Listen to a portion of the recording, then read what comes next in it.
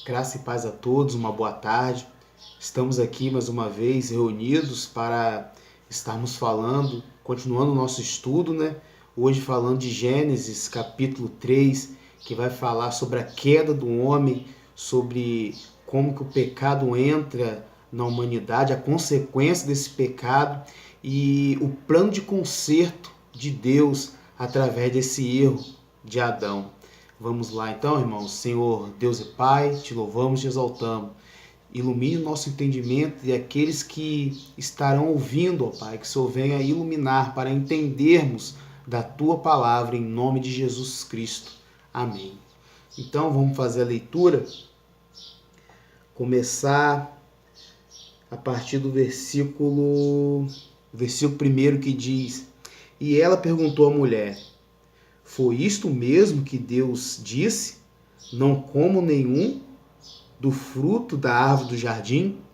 Aqui nós vamos ver, irmãos, que a serpente, sendo influenciada pelo diabo, diz a palavra que a serpente dos animais era o mais habilidoso, o mais astuto, o mais esperto de todos os animais.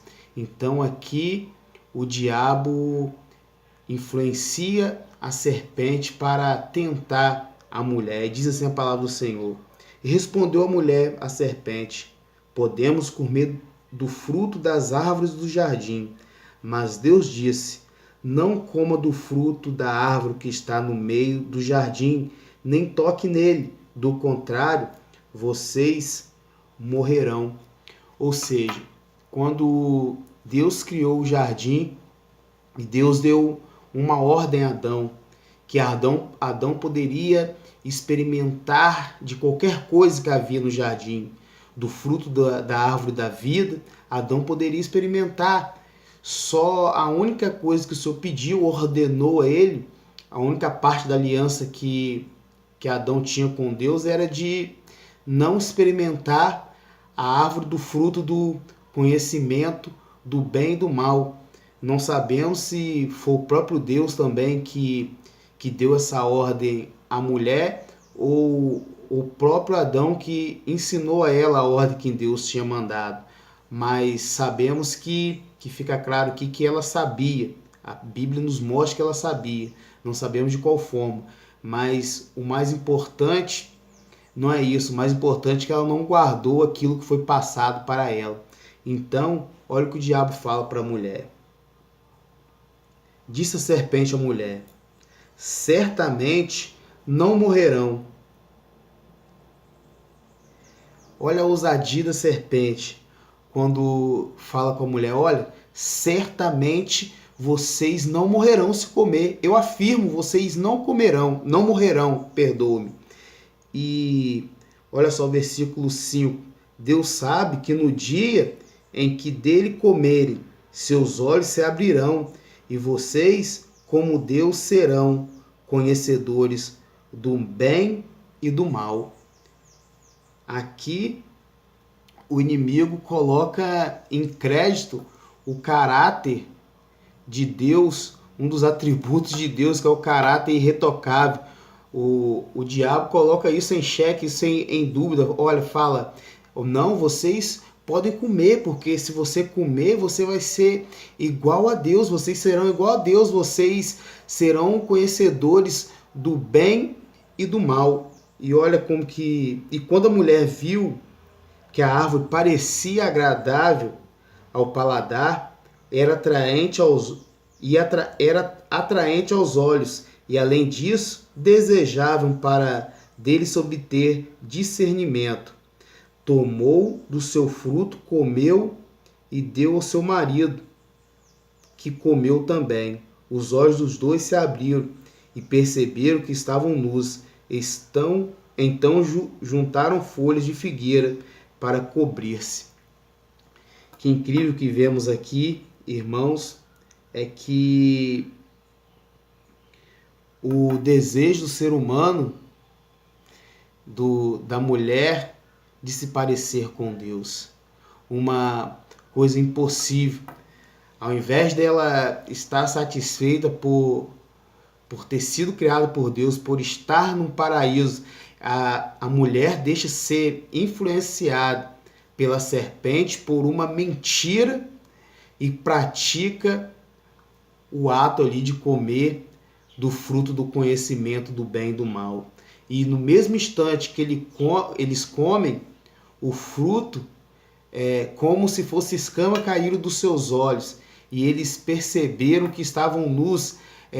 Observamos que em todo instante eles estavam nus, mas só depois que eles infringiram uma regra do Senhor, um mandamento do Senhor, uma ordem direta do próprio Deus, aí que eles conheceram, eles perceberam que estavam nus. E o segundo ponto, ouvindo o homem e a sua mulher os passos do Senhor Deus que andava pelo jardim quando soprava a brisa do dia, esconderam-se da presença do Senhor Deus entre as árvores do jardim. Mas o Senhor Deus chamou o homem e perguntou: onde você está? E ele respondeu: ouvi teus passos no jardim e fiquei com medo, porque estava nu. Por isso me escondi. E Deus perguntou: quem lhe disse que você estava nu? Você comeu do fruto do qual lhe proibi de comer? Disse o homem: foi a mulher que tu me destes por companheira que me deu o fruto da árvore e eu comi. Percebemos aqui duas coisas, irmãos. A primeira é que Deus tinha um relacionamento direto com o homem, que Deus todo dia se comunicava com o homem, falava com o homem, se relacionava com Adão de uma forma natural. E no dia da queda, Deus não muda os seus princípios, porque Deus é imutável. Deus continua fazendo as mesmas coisas. Deus procura um homem para se relacionar com ele, para dialogar com ele, mas Deus percebe que algo estava estranho e Deus pergunta ao homem o que tinha acontecido. Então o homem começa se justificando, e o mais grave de tudo, irmãos, é que ele tenta colocar a culpa no próprio Deus. Ele fala: foi a mulher que tu me deste por companheira que me deu do fruto da árvore e eu comi. Voltamos atrás, que talvez a consequência seria outra se só a mulher tivesse comido, mas como que Adão também comeu, experimentou, a consequência do seu ato foi mais grave ainda, porque quando Deus, ele foi o primeiro criado por Deus, ele foi o primeiro homem criado por Deus, e Deus, quando dá essa ordem, Deus dá diretamente a Adão: olha, Adão, você pode fazer todas as coisas, pode experimentar de tudo. A mulher ainda não tinha sido feita da costela do homem, e Deus fala para ele: olha, você pode comer de tudo, menos do fruto do conhecimento do bem e do mal. E Adão, ao invés de reconhecer o seu erro: olha, Senhor, eu comi, experimentei, eu errei, mas Adão tenta pôr a culpa em Deus. O Senhor, a culpa foi da mulher que o Senhor me deu. E olha o que a mulher fala. Respondeu a mulher: a serpente me enganou e eu comi. A mulher também, de um certo modo, tira a culpa das suas mãos, do seu ato, e coloca a culpa na serpente. E a serpente, então o Senhor declarou à serpente: uma vez que você fez isso, a maldade é você entre todos os rebanhos domésticos e entre todos os animais selvagens. Sob o seu vento você rastejará e pó comerá todos os dias da sua vida. Podemos observar aqui rapidamente que talvez a serpente não era um animal que se arrastava, que a serpente começou a se arrastar somente depois que deixou ser influenciada pelo diabo e tem influenciado também a mulher. De um certo ponto, a mulher ter influenciado o homem. Mas o que nós observamos aqui, irmãos, é que nós sempre temos esse defeito, achar que a culpa sempre é do outro.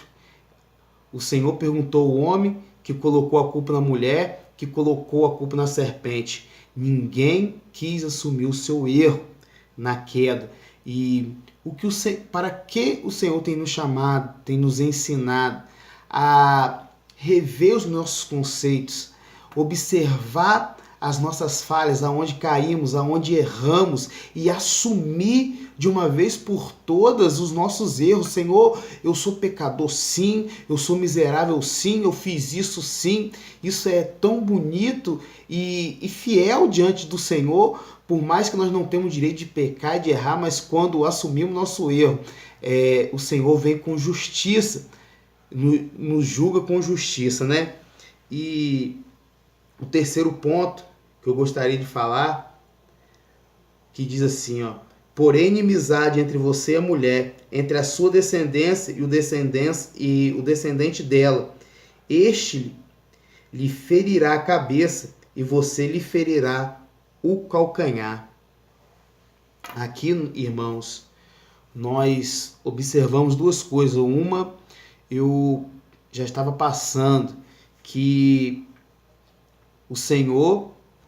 Deixa eu ver aqui, só um minuto. Tá.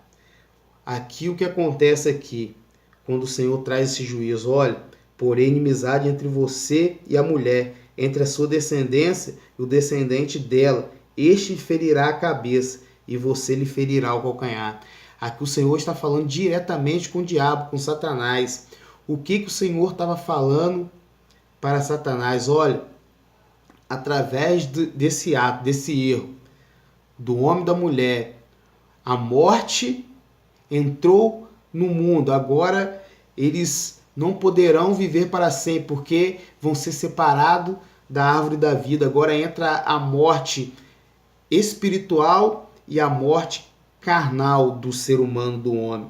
Podemos observar que talvez o homem viveria para sempre se não experimentasse da árvore do conhecimento do bem e do mal. E o que o Senhor fala: olha, o Senhor mostra para nós, esse erro aconteceu, mas eu tenho um plano de salvação para corrigir esse erro do homem. O homem fez isso, o homem errou, o homem pecou, mas eu vou corrigir essa falha, esse erro, essa queda que o homem cometeu.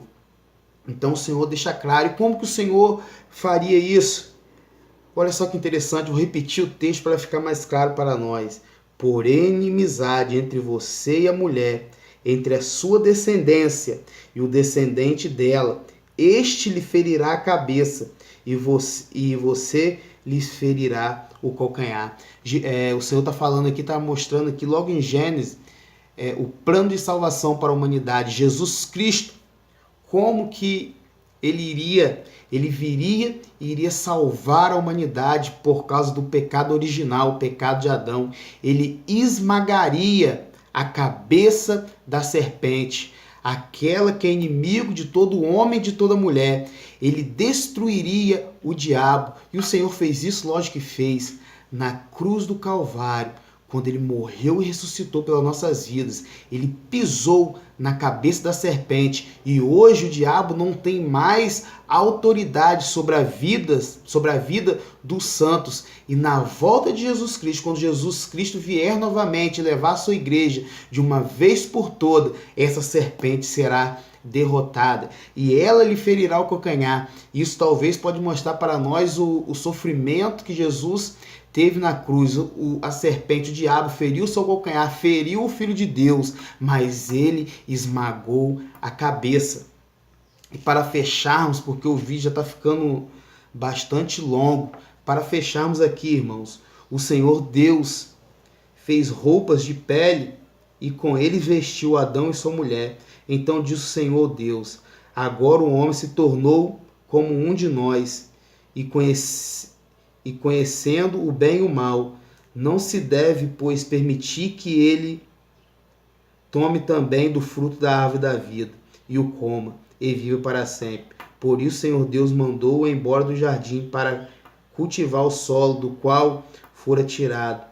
Depois de expulsar o homem, colocou a leste do jardim do Éden, querubins e uma espada flamejante que se movia guardando o caminho para a árvore da vida. Ou seja, quando o homem comete esse erro, comete esse pecado, o que o Senhor faz? O Senhor expulsa o homem do jardim, não poderia habitar mais ali. A mulher agora sentiria forte dores de parto, e o homem viveria do suor do seu rosto e viveria daquilo que plantasse, daquilo que trabalhasse. E uma outra coisa interessante aqui é que Deus, um dos motivos de Deus expulsar e colocar um anjo ali, para que o homem não experimentasse mais, para não comesse mais da árvore da vida, para não viver mais eternamente com o corpo corruptível. E uma outra coisa que mostra aqui é muitas informações, irmão, mas infelizmente temos que correr por causa do tamanho do vídeo. Mas para fechar, nós podemos observar que talvez o primeiro sacrifício de um animal, porque Deus pega a pele de animal para cobrir o pecado do homem e da mulher. O texto não nos deixa claro que Deus fez isso, que Deus sacrificou um animal, mas nos dá a entender que isso foi feito. Então, mostrando para nós talvez o que viria a acontecer com Jesus, um inocente morrer para encobrir, ou melhor dizendo, para vencer o pecado de um pecador, de um miserável, de quem estava julgado a morrer, quem já estava na garra de Satanás, estava pronto para ir para o inferno. Jesus, Deus, o que Deus faz? Deus mata o seu filho, tira a vida do seu filho, a vida de um inocente, para encobrir o pecado, os nossos pecados, pecado de pessoas pecadoras e miseráveis. Talvez não posso afirmar, irmãos, porque o texto não nos dá o direito de afirmar, mas nos mostra, deduzir isso, que Deus aqui sacrifica um animal, não fala animal, para encobrir o pecado do homem. Então, esse é o nosso Gênesis capítulo 3. Espero que vocês tenham gostado. Sabemos que somos limitados, somos fracos, somos desprovidos de grande entendimento, mas eu creio que Deus tem nos abençoado. Em nome de Jesus. Forte abraço, graça e paz.